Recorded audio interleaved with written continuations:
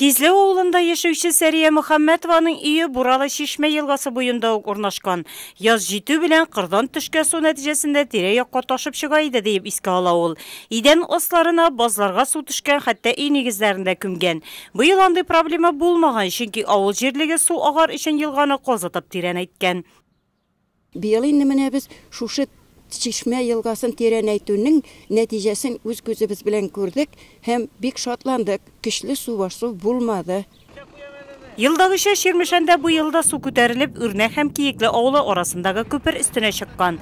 Әлегә биредә яшәүчеләргә юлны әйләнеп үтәргә туры килә. Тәрлекләрем тиҗакта Үрнәктә булгач, мин гел тамгалап барам.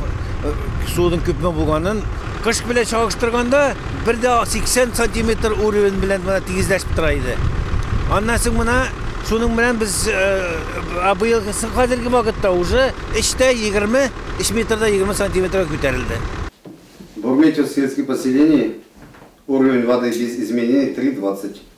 Су ташулар җирлектә яшәүчеләр өчен куркыныч тудырмаса да, авыл җирлеге башлыгы Рафис Ганиев районның бердәм кизү диспетчерлык хезмәтенә көненә 2 тапкыр иртән һәм кичен мәгълүмат биреп тора. Хәзер Ширмешән елгасында су 3 метр һәм 20 сантиметр биеклегендә. Бу нормага туры килә. Анысын күпер төбенә куелган баганадагы махсус тамгадан күзәтеп баралар. Иң куркынычы су 4 метрга күтәрелсә. Быел әлеге күрсәткеч 3 метр 60 сантиметрда узмаган. Шуңа да авыл җирлеге башлыгы белдергәнчә, суның елгада торышы тотрыклы. Су ташу вакытында районның барлык службалары штат режимында эшләде. Кизү туры оештырылды.